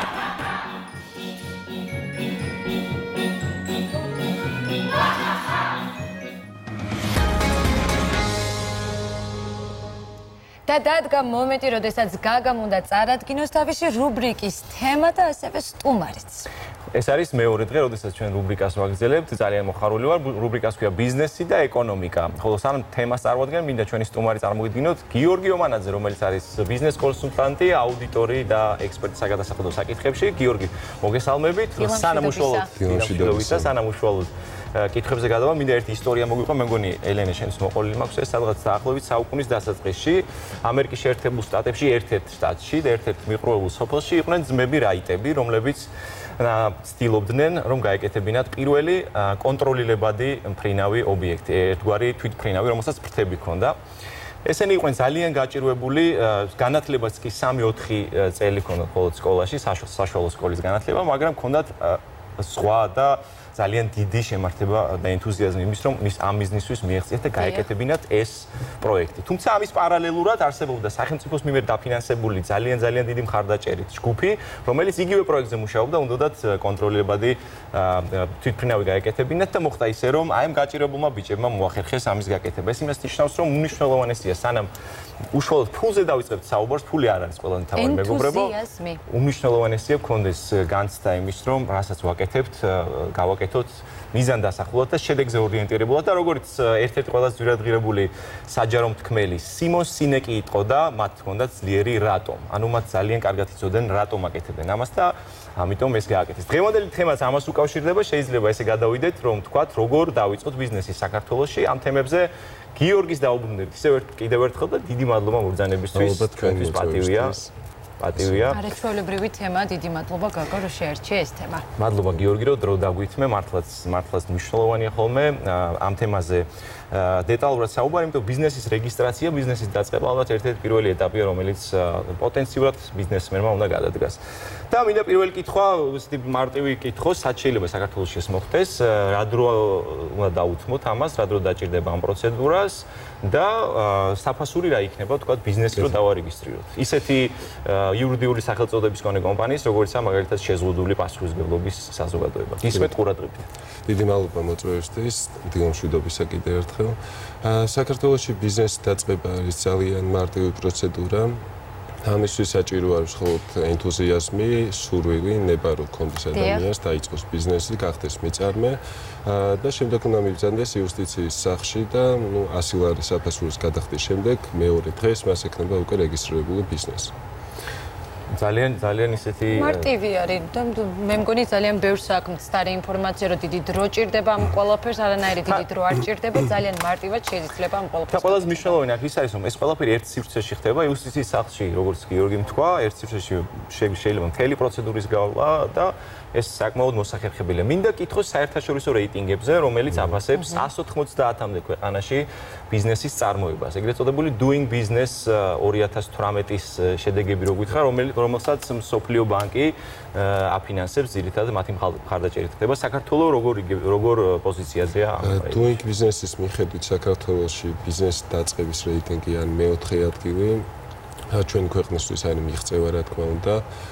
ასევე ბიზნეს წარმოების კუთხით ვართ მე-9 ადგილზე. ну, რა თქმა უნდა, ეს არის ძალიან დიდი მიღწევა საქართველოს დონის ქვეყნისთვის, რომელსაც ეკონომიკა, ასე ვთქვათ, დაუშვებელია არის სულ რაღაც მცირე წლები არაც აქვს. და ასეთი რეიტინგები არის ძალიან მნიშვნელოვანი ქვეყნისთვის, რადგან ნებისმიერი უცხოელი ინვესტორი პირველ რიგში ეცნობა, რა თქმა უნდა, ასეთ რეიტინგებს. მისთვის ძალიან მნიშვნელოვანია გადაწყვეტილების მისაღება, თუ რა პოზიციონირებაზე არის ქვეყანა, ხო, ამა თუ იმ რეიტინგებში და კარგად რო ვთქვათ, ფული ჩადოს თუ არა საქართველოში ინვესტიციით შეხედავს ალბათ. ტოპის განმაპირობებელი ფაქტორი არის ესეთი რეიტინგები და მათ შორის Doing Business არის ამ ასპექტში საუკეთესო ინდიკატორი, ასე ვთქვათ. და მნიშვნელოვანია ის, რომ ბიზნესის დაწყება ეს ერთ-ერთი ინდიკატორია, რომელიც შემდეგ ადგენს ბიზნესის წარმოების ინდექსს და აქ ვართ მე-9 პოზიციაზე, აი საიზე რო შეხლა გული გაგინახდეს, იმიტომ რომ საქართველოს მოწინავე რიგებშია მე-9 პოზიცია. ქვეყნები რო დავასახელოთ, მაგრამ ახალი ზელანდია, სინგაპური, დანია, კორეა, ჰონკონგი, ამერიკის შეერთებული შტატები, ბრიტანეთი, ნორვეგია და შემდეგ საქართველო. ფანტასტიკური. თუმცა მნიშვნელოვანია ეს კითხვა ალბათ რომ გავაგრძელოთ, ეს რეიტინგი რამდენად რეალურად საქართველოს ბიზნესის კეთების და ბიზნესის გარემოს ასეთ პოზიციას განაპირობებს და აი ეს ეკონომიკასთან დაკავშირებით როგორ შეიძლება ის ახსნათ. ბატონო გიორგი, ანუ ძალიან მნიშვნელოვანია როცა ჩვენ საუბრობთ ბიზნესის დაწყებაზე და ბიზნესის მართვაზე. ну ერთ საკითხია, როცა ჩემ ბიზნესი იწყებს, სადაც მხოლოდ ნება არის საკმარისი ჩვენ ქვეყანაში და ძალიან მარტივად, როგორც ვახსენეთ, შეგვიძლია მივიძანდე და დაიწყო მეწარმეობა. ხოლო ბიზნესის მართვა, რა თქმა უნდა, ბევრად უფრო რთული პროცედურაა. ასევე ბიზნესის ფუნქციონირებისთვის მნიშვნელოვანია ეკონომიკური გარემო და კიდევ მრავალი ფაქტორი, რა თქმა უნდა. თუმცა აღნიშნული რეიტინგის მიხედვითაც რო ავიღოთ ჩვენთვის ჩვენზე წინ, ან ჩვენს წინა პოზიციებზე არიან ისეთი განვითარებული ეკონომიკის მქონე ქვეყნები, რომლებიც ერთ-ერთი იდეალური ეკონომიკის მქონე ქვეყნები არიან. რაც განაპირობებს იმას, რომ აღნიშნული რეიტინგები არ არის ჩვენი ცუდი, ასე ვთქვათ, ცუდი ეკონომიკის ბრალი ან ასე შემდეგ. რა თქმა უნდა, ჩვენ ეკონომიკაში გვაქვს პრობლემები, რაც სუბიექტური და ობიექტური ფაქტორების გამო არის, თუმცა ასეთ რეიტინგები, რა თქმა უნდა, არის დადებითი და საამაყო თითოეულ ქართველისთვის. ესე რომ შევადაროთ, მე ვიხსენებ, აი ხა თუნდაც ჩემი მეგობრები და ჩემს გარშემო ვინც არიან ადამიანები ძალიან ბევრმა დაიწყო თავისი საკუთარი ბიზნესის წარმოება, რასაც ნამდვილად ვესალმები, ძალიან ბევრი კარგი იდეით შემოიფარგლებიან და ეს ნამდვილად მოსავალს და სხვათა შორის ახლა გამახსენდა ერთი პატარა ისტორია მინდა მოგიყვეთ, გიამბოთ 3 წლის წინ მე მქონდა ესეთი ბიზნეს იდეა, რომლის განხორციელებაც მინდოდა. ძალიან მოტივირებული ვიყავი და ძალიან მინდოდა ამ ყველაფრის გაკეთება. და დაგასწრო სხვა. დამასწრო სხვა, ეს ეხებოდა ბოდიში pills, ანუ sorry pills, ეს იყო აბები, რომელიც იქნებოდა აი ბოდიში რომ იყოს წამალი გვეშველებოდა ნამდვილად. შენიერი ბიზნესი იდეა. კი, და აი ელენეს ურჩიოთ, მაგალითად რო დაიწყო ამ ბიზნესის განხორციელება, საგადასახადო კუთხით და მაყურებელსაც რო უთხრათ, რა ძირითადი გადასახადებია საქართველოში, ასევე მოგების გადასახადის ახალ რეფორმაზეც რომ ორი სიტყვა ვთქვათ და ელენეს ურჩიოთ, ვთქვათ, მომავალში რომ ახალ ბიზნეს იდეას განახორციელებს, როგორი საგადასახადო ვალდებულებები ექნება საქართველოში, როგორც ვახსენეთ, ბიზნესის დაწყება, საგადასახადო რეფორმა ძალიან მნიშვნელოვანი ქონდა. დღეს გვაქვს შვენიერი საგადასახადო ადმინისტრირების პოლიტიკა, შემოსავლების სამსახური ჩვენ ქვეყანაში არეგულირებს აღნიშნავს და არის ძალიან მარტივი მათთან ურთიერთობა, პირადი გამოცდილებიდანაც, რა თქმა უნდა, შემიძლია თამამად თქვა ეს. რაც შეეხება გადასახადებს, გვაქვს 6 გადასახადი. ძირითად შემთხვევაში გვიწევს საშუალო სტატისტიკურ ბიზნესს უწევს 4 გადასახადის გადახდა, რაც არის მოგება, DGG, საშემოსავლო და ქონების გადასახადები, რაც ასევე რეგიონის ქვეყნებში გვაქვს საშუალოზე დაბალი გადასახადების დონე და საკმაოდ საინტერესო არის ხოლმე ინვესტორებისთვის ზოგადად ჩვენი საგადასახადო პოლიტიკა. ძალიან მარტივი ასევე მათთან ურთიერთობა ზოგადად ნებისმიერი კითხვით, რეგისტრაციისას და შემდეგ მე პრაქტიკაში მქონია სიტუაცია, როდესაც უცხოური ინვესტორები ჩვენი მეზობელი ქვეყნებიდან გაუცებულებიც კი იყვნენ, როდესაც ნახევარ საათში მივედით, ჩვეულებრივად როგორც მაქსის ესწრებთ, ძალიან კარგი სიტუაციაში და გარემოში დაარეგისტრირეს თავისი ინფორმაცია და გადასახადის განხილვა დაფიქსირეს. რაც ბევრ კარგ ქვეყანაშიც არის ძალიან რთული პროცედურა, ძალიან ბევრი პროცედურების გავლის შემდეგ ხდება აღნიშნული ისე. რაც შეეხება ჩვენს ქვეყანაში მნიშვნელოვანი სიახლეები, რაც გვაქვს ბიზნესისთვის გადასახედების კუთხით, არის მოგების გადასახადი, ეგრეთ წოდებული ესტონური მოდელი, რაც ნიშნავს, რომ კომპანია მოგების გადასახადს გადაიხდის მხოლოდ მაშინ, როდესაც დააპირებს მოგების განაწილებას. ანუ მარტივენ ასე რომ ვთქვა, სახში ფულის საღებას, როცა გადაწყვეტს სამფუძნებელი, მხოლოდ მაშინ დაიბეგრება. თუმცა თუ რეინვესტირებას აკეთებს, არ დაბეგროს არაფერს, რა თქმა უნდა. ახლა უკან ჩაატრიალოს ის თანხა. ეს სასახელო მიმართული იყო, ამის იდეა სწორედ მაგაში მდგომარეობს, რომ ის ბიზნესი, რომელიც კვლავ წარმოებას ახორციელებს, რომელსაც აქვს უნარი, რომ ეკონომიკას გაზარდოს, მისთვის არ მოეხდინათ აღნიშნული თანხების, ანუ ფულადი რესურსების შემცირება და დაეტოვებინათ და მათ ქონოდათ საბრუნავი კაპიტალი, ასე ვთქვათ. ეს ცვლილება იყო ძალიან, ასე ვთქვათ, რევოლუციური ნამდვილად და ძალიან დიდი გამოხმაურებაც მოყვა და იშვიათი არის მსოფლიოში ასეთი მოდელები. ასევე ძალიან მნიშვნელოვანი ფაქტორია, როდესაც ჩვენ მეწარმეობაზე ვსაუბრობთ და დამწყებ მეწარმეებზე ვსაუბრობთ, აღნიშნული რეფორმა არის ზუსტად ძალიან მნიშვნელოვანი დამწყები მეწარმეებისთვის, რადგან შემდგარი ბიზნესი, როცა იგი უკვე ფუნქციონირებს, მისი მთავარი დანიშნულება, რა თქმა უნდა, უნდა იყოს მოგების განაწილება, ასე ვთქვათ, მისი მიზანი არის მოგება კონდეს. ხოლო როცა ბიზნესი არის უკვე შემდგარი, ის რა თქმა უნდა თავის მოგებას გაანაწილებს თავის მეწილეებზე. ხოლო დამწყები ბიზნესისთვის, ვინც დღეს დაიწყო და მას აქ გეგმები, ენთუზიაზმი უწევს მუშაობა და აქ 4-5 წლიანი გეგმა, მისთვის ძალიან მნიშვნელოვანია, რომ ასეთი დამატებითი გადასახადი აღარ დააწვეს მის ბიზნესს და მხოლოდ იმის შემდეგ, როცა მოგებას წაიღეს, მე დაბეგროს თავისი აი დამწყებითი ბიზნესები ახსენე და ვფიქრობ ერთ-ერთი ყველაზე მნიშვნელოვანი განსაკუთრებით იმ ადამიანებისთვის, ვინც მეწარმეობას აპირებს, ბიზნესმენობას აპირებს, თუ შეიძლება ასე ითქვას, ეგრეთ წოდებული სტარტაპების ესეთი ყვადაღებული თემა, რომელიც მსოფლიოში არის დიდი პრობლემა. რატომ არის? მაუწყებელს რო უთხრათ, ანუ რა ფინანსური რისკები ალბათ არის ერთ-ერთი ყველაზე დიდი ფაქტორი ამისი და საქართველოში როგორ ხდება ხელშეწყობა, ვიცით რომ ბევრი პროგრამა იყო, რომელიც სტარტაპებს ეხმარებოდა საქართველოში. ზოგადად სტარტაპერისთვის თავის დამკვიდრება, რა თქმა უნდა, ძალიან ძნელია და ეს არა მარტო საქართველოს სიტუაცია, ეს მსოფლიოში ასე არის დამკვიდრებული, რადგან როცა ადამიანი არის სტარტაპერი, მისთვის მას არ აქვს გამოცდილება თუნდაც აღნიშნულ სფეროში არ იცნობენ, ასე ვთქვათ, არ აქვს უკვე გამოცდილება უკვე ბიზნესის დაგროვების კუთხით და ასე შემდეგ. რა დროსაც ძალიან ძნელია, როცა თუნდაც ბანკი ენდოს მათ, ან თუნდაც პოტენციური ინვესტორი ენდოს, რომ კაპიტალით დაეხმაროს და დააწყებინოს ბიზნესი, ხო? თუმცა, უცხოეთში არის სხვადასხვა მოდელი, რომელიც შეიძლება კერძო სექტორი ეხმარება აღნიშნულ სტარტაპერებს, თუმცა საქართველოში გვაქვს ბევრი თუნდაც სახელმწიფო პროგრამები მათ შორის, სხვათა შორის თქვენს წინა გადაცემას ბიზნეს რუბრიკას უყურე ძალიან მომეწონა, სადაც იყო აღნიშნული თემებზე საუბარი, და კარგია, როდესაც არის სახელმწიფოს მხრიდან მსგავსი მხარდაჭერა. ასევე უნდა აღინიშნოს, რომ საქართველოში დაახლოებით დღეში 200 ბიზნეს სუბიექტი რეგისტრირდება, მეწარმე სუბიექტი. 200? ძალიან ბევრი არის, რა თქმა უნდა.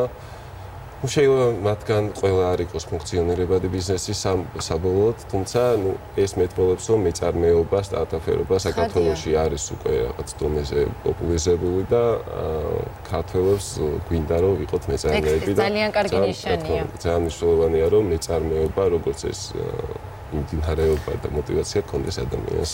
არ შემიძლია არ კითხო იმ თემაზე, რაც უკავშირდება შენ კერძოდ კონკრეტულად აუდიტის თემას, ალბათ შენ ბევრ დამწყებით ბიზნესშიც ყოფილ ხარ, უკვე მოქმედ ბიზნესშიც ყოფილ ხარ.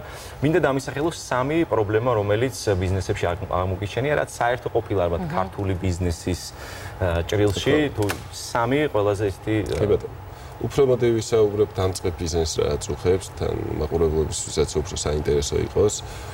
დამწყები ბიზნესისთვის პირველ რიგში არის განათლების პრობლემა, აქტიურად არის ეს პრობლემა, როდესაც არ აქვს ბიზნეს გამოცდილება და განათლება შესაბამისი თეორიული ცოდნა. ხშირად არის, როდესაც ადამიანმა იცის თავის საქმიანობა, როგორ გაყიდოს თუნდაც, შექმნას პროდუქტი თუნდაც, თუმცა მან არ იცის, როგორ უნდა მართოს ბიზნესი. ნუ ბიზნეს მართვა ეს ცალკე მეცნიერებაა და ცალკე დარგი არის და მას ძალიან მიმართულება. ამ დროს მე ურჩევდი ტელემაყურებელს, ვინც ფიქრობს, რომ დღეს ბიზნესი დაიწყოს, თუნდაც მიმართოს შესაბამის კონსულტანტებს, თუნდაც არის ბევრი უფასო საკონსულტაციო სახელმწიფო და კერძო სექტორი, სადაც შეუძლიათ რეალურად მიიღონ დახმარება, გაერკვნენ დაახლოებითი ორიენტირი აიღოს, რომ მე სწორად წარმართოს თავის ბიზნესი, დასაწყისშივე რომ მე არ გამოიწვიოს აღნიშნულმა ცოდნის დაკლებობა ბიზნესის გაჩერება, ასე ვთქვათ. ასევე დიდი პრობლემა ის ფინანსებზე ხელმისაწვდომობა. ეს ზოგადი პრობლემა არის საქართველოში, ცნობილი არის, ბევრი მიზეზის გამო რა თქმა უნდა. ერთ-ერთი ყველაზე დიდი მიზეზი. შეიძლება ვახსენოთ ერთ-ერთი მთავარი პრობლემა მცირე ბიზნესისთვის, იგივე დევალვაციები, ანუ ლარის ზოგადი კურსის ცვალებადობები, ხო? როდესაც არის, ანუ მნიშვნელოვანი ნახტომები კურსდაშორის სხვაობებში, ძალიან მტკივნეულად აისახება ზოგადად დამწყებ ბიზნესზე, მით უმეტეს, რომელსაც არ აქვს უფუნება გრძელვადიან ჭრილში გეგმოს თავისი ბიზნესი და ის ყოველთვის მოკლევადიან ჭრილზე არის, გათვლილი და უჭირს ამაზე აპრობირება. ძალიან დიდი მადლობა გიორგი, სამწუხაროდ დრო გვეწურება, ჩვენ და სამწუხაროდ უნდა დაგემშვიდობოთ, მაგრამ კიდევ ერთხელ მაყურებელს მინდა უთხრა, რომ უმნიშვნელოვანესია ასევე ენთუზიაზმითაც დავიწყეთ. ეს არის ალბათ ერთ-ერთი ყველაზე დიდი გამაპირობებელი ბიზნესის წარმატებისთვის და არ არსებობს მოსახვევი, არ არსებობს ბიზნესი, რომელსაც მოსახვევი არ ქონდეს და შემდეგ წარმატებისკენ არ მივიდეს. და ასევე ინტუიცია, რომელიც ამ გამოცდილებით ხდება, სხვადასხვა სპილოს ტარება, სპილოს ვინც ატარებს, ამას საკმაოდ დიდი უნარები ჭირდება იმისთვის, რომ სპილოს უბრძანოს წასვლა და ეს არის ალბათ ის ინტუიცია, რომელიც სპილოსა და ამ ადამიანს შორის ყალიბდება და მადლობა ამ თემისთვის და სტუმარს უღრმესი მადლობა იმისათვის, რომ ძალიან საინტერესო წარმატებას გისურვებთ და ასევე წარმატებები თქვენ. ახლა კი დროა რეკლამაზე გავიდეთ, ჩვენ ძალიან მალე დავბრუნდებით.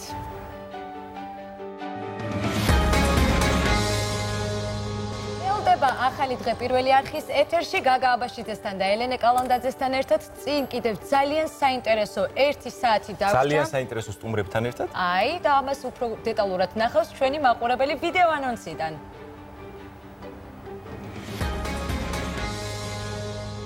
და გრძელდება ახალი დღე პირველი არხის ეთერში გაგასთან და ელენესთან ერთად და მოდი კიდევ ერთხელ ვუთხრათ მაყურებელს ამინდის პროგნოზი გავაცნოთ სინოპტიკოსები მთელი დღის განმავლობაში ძალიან თბილ და მზიან ამინდს გვპირდებიან და ასევე გეტყვით შეგიძლიათ ნახოთ რომელ სიხშირეზე უნდა მომართოთ თქვენი რადიო მიმღებები იმისათვის რომ საქართველოს რადიოს მოусმინოთ.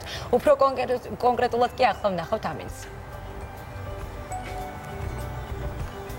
მაშასე ბათუმი 29, ზუგდიდიც ასევე 29, სოხუმში 31 გრადუსია მოსალოდნელი, ფოთში 29, ოზურგეთში ჰაერი გათბება 28 გრადუსამდე, ქუთაისში 30. რაც შეეხება ონს, 26 გრადუსია მოსალოდნელი, მესტიაში 20, ცხინვალში 28. და გადავინაცვლოთ ახალციხეში, სადაც ჰაერი გათბება 27 გრადუსამდე. ვარაუდობენ ბაკურიანში 18 გრადუს, ბორჯომში კი 27. თელავში 27 გრადუსია მოსალოდნელი, გორში 29 და რუსთავში 28. რაც შეეხება ჩვენს დედაქალაქს, დღეს და ხვალ 28 გრადუსამდე გათბება ჰაერის ტემპერატურა და რაც შეეხება ხუთშაბათს, ანუ ზეგ 22 გრადუსია მოსალოდნელი. აი ესეთი მშვენიერი თბილი. დიდი მადლობა ელენე და ძალიან მნიშვნელოვანია ის, რაც ელენემ დაანონსა და რაც ტელეეკრანებზე იხილეთ. ეს არის გზამკვლევი იმისა, თუ რადიო მიმღებები საით უნდა მომართოთ, რომ დაიჭიროთ პირველი არხი საქართველოს რადიო თქვენს რადიო მიმღებებში. და ვალუტის კურსიც დროა გავაცროთ მაყურებელს, რას გვეუბნებიან? დღეს ეროვნულმა ბანკმა სხვა ვალუტების მიმართ ლარის შემდეგი გაცვლითი კურსი დაადგინა. 1 ამერიკული დოლარი 2 ლარი და 62 თეთრი ღირს, 1 ევრო 3 ლარი და 8 თეთრი, 1 დიდი ბრიტანეთის გირვანკა სტერლინგი 3 ლარად და 44 თეთრად შეგიძლიათ შეიძინოთ. 1 თურქული ლირა 42 თეთრი, 1 აზერბაიჯანული მანათიკი ლარი და 54 თეთრის ტოლფასია, 10 უკრაინული გრივნა 93 თეთრი, 100 რუსული რუბლი 3 ლარი და 98 თეთრი, 1000 სომხური დრამი 5 ლარად და 44 თეთრად შეგიძლიათ შეიძინოთ, ხოლო 1 შვეიცარიული ფრანკი 2 ლარად და 73 თეთრად შეიძენთ დღეს. მშვენიერია. დიდი მადლობა გაგა. დღეს კი სასიხარულო დღეა, იმიტომ რომ კიდევ ერთხელ მინდა ახალ დღეს დიდი მადლობა უთხრა იმისთვის, რომ მე და ჩემი კოლეგები გაგვაცნო გიორგი კეკელიძეს, რომელიც დღეს ჩვენთან იმყოფება არა ქუთაისში, არამედ ამ სტუდიაში ბრძანდება. გიორგი, მოგესალმებით. დილამშვიდობისა. როგორც ვიცი, დღეს ლიტერატურაზე უნდა გვესაუბრო. ისმეთ ყურადღებით. არა მხოლოდ დილამშვიდობისა, მოგესალმებით, მივესალმებით ჩვენს მაყურებელს და იმ ადამიანს, ვინც მე რეგვიყურებს, ასე ხალხიც არსებობს. მოკლედ ჩვენი დღევანდელი დილა დაიწყება არა ამ სტუდიიდან, არამედ გუშინდელი დღიდან.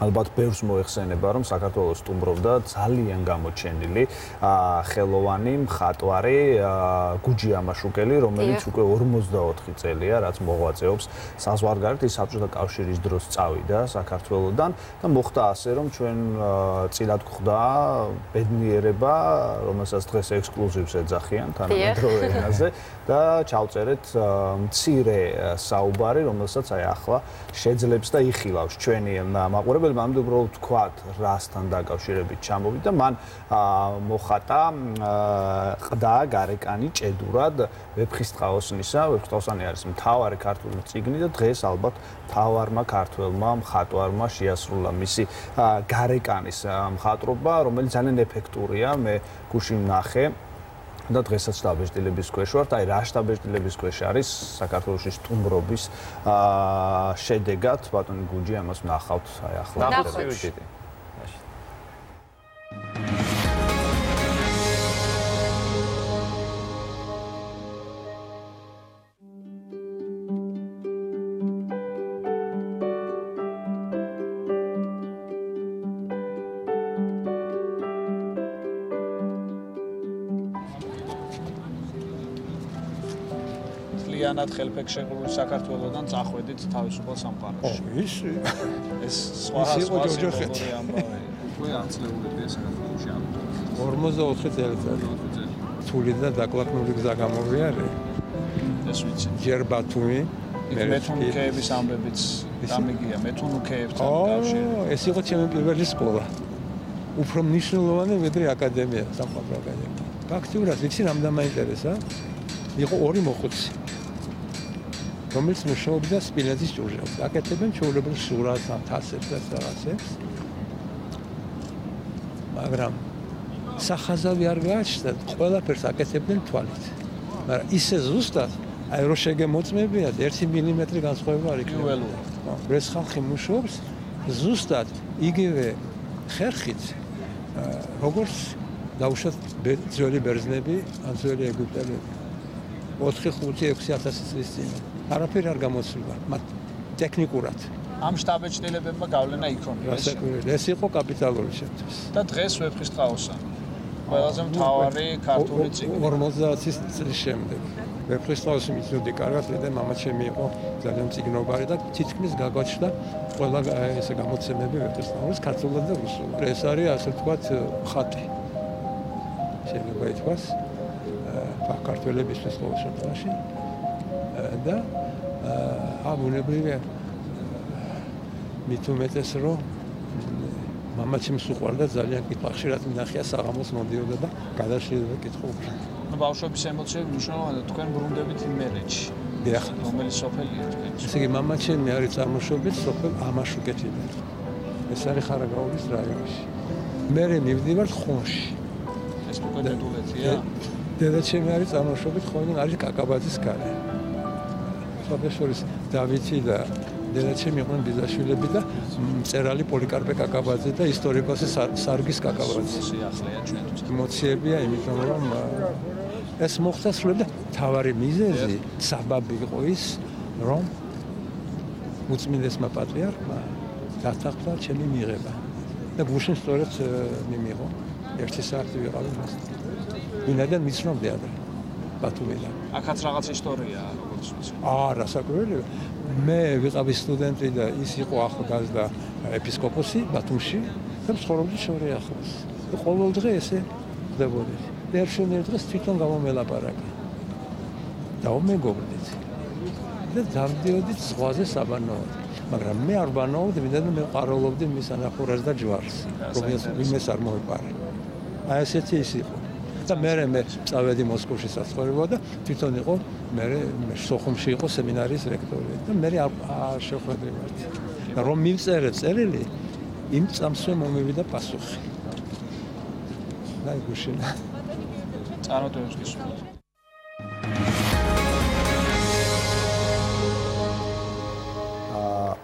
გუჯი ამაშუკელი სწორედ რეპრესირებულმა ხელოვნებამ გააქცია თავის დროზე საბჭოთა კავშირიდან და შესაბამისად ალბათ არ არის არაბუნებრივი თუ ჩვენ დღეს ვისაუბრებთ შესანიშნავ სერიაზე, რომელსაც ქვია აკრძალული წიგნების თარო და რომელიც გამომცემლობა ინტელექტის მიერ არის ამ შემთხვევაში წამოწყებული და არის ფანტასტიკური წიგნებით შევსებული. მე ძალიან მიხარია სხვაჩვენს რომ ორი ჩემი კურსელი არის მთარგმნელი, ერთი ქრისტეს უკანასკნელი ცდუნების მთარგმნელი არის თათია თვარელიძე, ეს არის კაზანძაკისის ფანტასტიკური რომანი სკორსეზეს ეკრანიზაცია ძალიან ბევრმა იცის და მეორე აგერ მიჭირავს ხელთ, ეს არის ნათანიელ ჰოთორნის წიგნი ალისფერი დამღა, ამავდროულად იქნება ვენედიქტ ეროფეევის ან ცნობილი რომანის მოსკოვი პეტუშკის წარდგენა, რომელიც სხვა შორის იგეგმება მატარებელში და ძალიან ბევრი საინტერესო აქცია, მაგრამ სანამ აქციებზე ვისაუბრებდეთ, ბატონ გელასთან მინდა გადავიდე კითხვით და მისალმებით. ბატონ გელა ჩარკვიანი არის ჩვენი სტუმარი, მწერალი, ფანტასტიკური წიგნის ავტორი, რომელიც ალბათ სერიად არის ჩაფიქრებული რეალურად მისი სტილიდან გამომდინარე და იქ ჩვენ უკვე ხვდებით ამბებს, რომელიც გულისხმობს აი ამ რეპრესიებს, აი ამ ზეწოლას, აი ამ ცენზურას, რაც ახასიათებდა საბჭოთა კავშირს. სხვა შორის ჩვენ გვაქვს ეროვნულ ბიბლიოთეკაში რეპრესირებული წიგნის კაბინეტი და ეს ძალიან კარგად მიანიშნებს იმას, რომ წიგნებს ისევე როგორც ადამიანებს აქვთ საკუთარი ბედი. ისინი ხალ გამოდიან, აღწევენ წარმატებას, ხან იმალებიან, ხან მალავენ, ხან აპატიმრებენ. დღეს ჩვენ ვლაპარაკობთ დაპატიმრებულ წიგნებზე, რომლებიც არ მიუშვეს ხალხთან. გავიხსენოთ საბჭოთა კავშირი.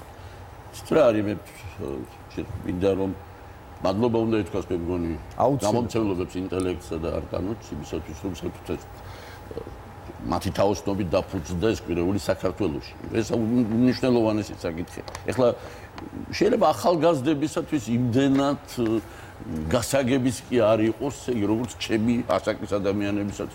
ჩვენ ვიცხოვრეთ ისეთ ქვეყანაში, რომელიც მე შემინდა თამამად თქვა, რომ ალბათ კაცობრიობის ისტორიაში ცენზურის თვალსაზრისით ალბათ ასეთი მკაცრი ქვეყანა არ არსებულა არასდროს. სპეციალური განყოფილება არსებობდა. ნუ ეს ქვეყანა სადაც მოსაწვევი ბარათი არ იბეჭდებოდა თუ კი არ იყო მთავლიტის დებარტა. წარმოიდგინეთ მოსაწვევი ბარათი, ნუ ჯედით მოსაწვევი ბარათი საერთოდ არ იბეჭდებოდა, ესე იგი პირადად შენ ვერ დააბეჭდინებდი იმას, მაგრამ რასაც დღეს ქვია იურიდიული პირი ვთქვათ ან რაღაცა ვთქვათ, ორგანიზაცია, ის ოდესაც ამას აკეთებდა, საჭირო იყო მთავლიტის აუცილებლად ესე იგი რა შეგვიძლია ნებართვა ისე არ იბეჭდებოდა. ნუ ეხლა აღარ ვლაპარაკობ. ყველა მიცის ეს ძალიან კარგად რომ საბჭოთა კავშირში განსაკუთრებით ესე რეპრესიების შემდეგ არა იკრძალებოდა არა მარტო თვითონ წიგნი, იკრძალებოდა ავტორი. ხრებოდა ეს ადამიანი. საერთოდ იყო ის ადამიანი, არსებობდა თუ არა, ის აღარ არსებობდა, იმიტომ რომ მისი ხსენება არ შეიძლება. მაგრამ წიგნს ჰქონდა ერთი თავისებურება, რომ ავტორისგან განსხვავებით ის სადღაც შეიძლება მიგეგმო. აბსოლუტურად მართალი ხართ. აი წიგნს ერთ თავისებურება საერთოდ აქვს, რა.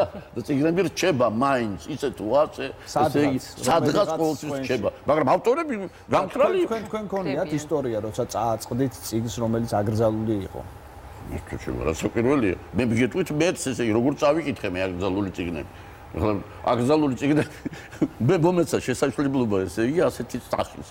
ხედულობაში მაქვს რა იცით ორველის წიგნები მაგრამ რომელიც ნუ კატეგორიულად ადგარდული იყო საბჭოთა კავშირში, იმიტომ რომ მოგეხსენებათ რომ მაგრამ არსებობდა ცხოველთა ფერმა ნუ არსებობდა მაინც საშიში იყო, ეხლა არსებობდა რას ნიშნავს შეიძლება არა თარგმანი თარგმანი მე არ წავიკითხე ინგლისური კი მე ინგლისურად წავიკითხე, მაგრამ წავიკითხე როგორ გეტყვი.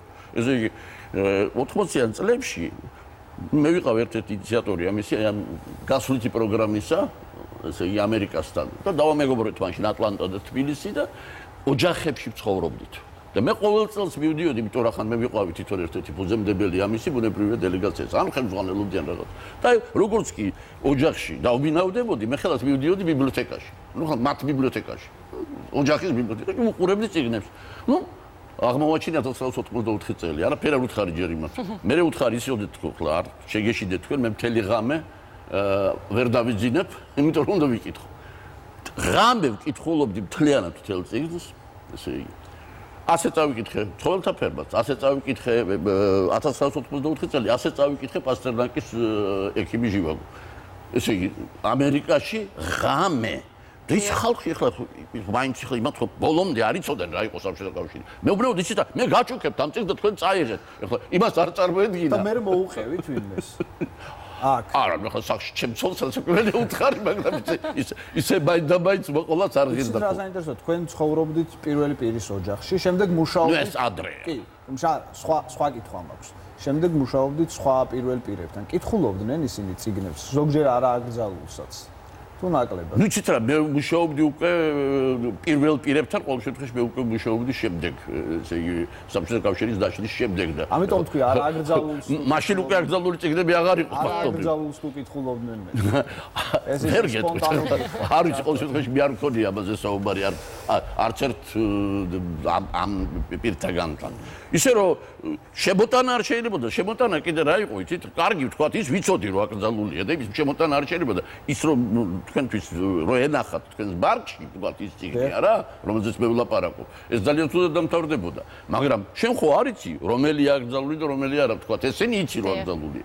იყიდე რაღაცა წიგნი, რომელიც მოგეწონა, იმიტომ მოგეწონა სათაური, მოგეწონა გაფორმება და შემოგაგდა, ამ დროს აღმოჩნდება რომ ეს თურმე არის სიაში. და შეიძლება ძალიან სერიოზული შემოვნებები შეგეძლოთ. ბატონო გელო, თუ შეგიძლიათ ერთ-ერთი წიგნი მაინც გაიხსენოთ, რომელმაც ასე შთაბეჭდილება მოახდინა თქვენზე, აკრძალული წიგნებიდან მაქვს საუბარი. აკრძალული წიგნებიდან მე ვახსენე, ხა ჩემთვის საინტერესო. ეხლა გეტყვის პირდაპირ, ჟივაგო მაგალითად, არა, მე საერთოდ პასტერნაკის პროზა მაინც და მაინც არ, მე წაკითხული მქონდა ახმანნა გრამატა წინათაც თქვა და პროზა მაინც და მაინც პოეზია უფრო მაღალი მასშტაბი. მაგრამ იგივე ჟივაგოში არის ბრწყინვალე ლექსები, მაგრამ ჰამლეტი არის ერთ-ერთი ჩემი საყვარელი ლექსი ჟივაგოდან. რო ვაი. ეხლა რაც შეეხება ორველის წიგნებს, 1984 მე მიმაჩნია რომ შედევრია რა თვალსაზრისით, ესე იგი, ესეც კი არა უბრალოდ ლიტერატურული შედევრი, მაგრამ ესე იგი დანახული. ეს ხო ადრეა დაწერილი, ეს არის დაწერილი. ადრე დაწერილი, ესე იგი, ხედვა იმისი არა მარტო იმისი, როგორი იყო საბჭოთა კავშირი, არამედ იმისი, რომ ეს ანტიუტოპია შეიძლება გამეორდეს სხვაგან. ერთი კითხვა მაქვს. პერიოდი, როცა წიგნებს გრძალავდნენ, მეტნაკლებად მედიაციის თვალსაზრისით წიგნს აყენებდა ცენტრში. მსოფლიოსი, ანუ წიგნს და სიტყვას ჰქონდა სერიოზული გავლენა. დღეს შეიძლება წიგნს ჰქონდეს ისეთი გავლენა, რომ ვიღაცას მისი აკრძალვა მოუნდეს. ალბათ ნაკლები გაცილებით ვიდრე მაშინ. მოდით მე ვთქვა, ინფორმაციული სიტუაცია, საინფორმაციო სიტუაცია ძალიან შეცვლილია. საბჭოთა კავშირიდან რო აიღო. ეხლა საბჭოთა კავშირში იყო ესეთი ძაბრის პრინციპი ინფორმაციის მიწოდების. და ტელევიზიაში ვარ ჩვენ და პირდაპირ ვთქვათ, არა, ერთი არხი ტელევიზიის, ერთი მოსკოვის არხი, ერთი თბილისის არხი და ყველაფერი აი ძაბრად მოდის აქ. ესე იგი, ადამიანი მთლიანად დამოკიდებულია ერთ წყაროზე ფაქტობრივად. და მაშინ უდიდესი გავლენა აქვს, ესე იგი, აბსოლუტურად ყველაფერს, რაც კი აქ ხდება ამაში. და დღევანდელი სიტუაციაც ასეც ყველაფერი დაფანტულია. სულ სხვა არის. უბრალოდ წერლებზე ახლა ზოგს არ მოწონს ხოლმე ამას რომ ვამბობ, მაგრამ ახლა მაშინ ამასინა თქონდა კამათი და აი როგორი დიდი ხალხი იყო, როგორი. ნუ ხარი სიტუაციაც სხვა იყო, იმათ თქონდა მონოპოლია სიდიადეზე, იმიტომ რომ ისინი ყველა ხდებოდა ესე იგი მათ თქონდათ შესაძლებლობა რომ ყოფილიყვნენ ტელევიზიაში თქვა და ასე შემდეგ, მაგრამ დღეს იმდენი ტელევიზია და ისე დაფანტული ყველაფერი რომ თუმცა სოციალური ქსელი კიდევ უფრო ართული. სოციალურმა ქსელმა ძალიან სერიოზული და სეკვირველი გავლენა მოახდინა, მაგრამ ჯერ კიდე ძნელია ითქვას ესე იგი ეს გავლენა რა არის. მე მგონი მაინც აკრძალვები რასაკვირველია იქნება მაინც რაღაც წრეების მიერ. ეს ხო კონსერვატიული წრეების მიერ. ეხლა არასდროს ისიც საზოგადოება არასდროს არ იქნება ერთნაირად მოაზროვნე. მოდით პირდაპირ ვთქვათ, იგივე დასავლეთი, როდის გამოვიდა ბნელეთიდან დასავლეთი. მე მაგათ პირდაპირ მიმაჩნია, რომ მე-18 საუკუნე არის გადამწყვეტი, არა, დასავლეთისათვის. ჯერ კიდევ 1715 წელს თქვენ წარმოედგინეთ, ინგლისში, ესე იგი მე-18 საუკუნის დასაწყისში, ყუდიანებზე ნადირობა ჯერ კიდევ არის. და წიგნების ინკვიზიციაც მიმდინარეობს. რასაკვირველია. ჩვენ არ გვაქვს ბევრი დრო და მე მინდა პატარა მოწოდებით დაასრულოთ. შეიძლება ეს გულისხმობდეს რაღაც პათეტიკას, მაგრამ მოდი უთხრათ მაინც ჩვენს მაყურებელს, რატომ არ უნდა ავიგრძალოთ წიგნები ჩვენ თვითონ და რატომ უნდა ვიყოთ ჩვენ თვითონ თავისუფალი მათი დაპატიმრებისგან. ხანდახან ადამიანი თვითონ იგრძალავს ხოლმე წიგნების კითხვას. Ну, ჩემთვის საერთოდ წიგნების აკრძალვა და საერთოდ ინფორმაციის დამალვა შეურაცხყოფა. მე თუ მიმალავენ, ანუ უფრო მარტივად ვთქვათ, რატომ უნდა ვიკითხოთ წიგნები? ჩვენ უნდა ვიკითხოთ, იმიტომ რომ ჩვენ უნდა ვიცოდეთ აბსოლუტურად ყველაფერი, ჩვენგან არაფერი არ უნდა იყოს დამალული და უნდა ყოველმხრივ ვებრძოლოთ აი იმ სისტემას, რომელიც შეიძლება გამეორდეს. მეურვეობის სისტემა ქვია ამას. ესე იგი, როდესაც რაღაც ჯგუფი ხალხისა იღებს თავის თავზე ვალდებულებას და ამბობს, იცით რა, მე გეტყვით, თქვენ როგორ უნდა იცხოვროთ. მე გეტყვით, თქვენ რა უნდა წაიკითხოთ. მე გეტყვით, რა მუსიკას უნდა უსმინოთ, არა? და თუ თქვენ ამას გააკეთებთ, თქვენ იქნებით ძალიან ბედნიერი, მაგრამ არ გამაგონოთ პესიმიზმი.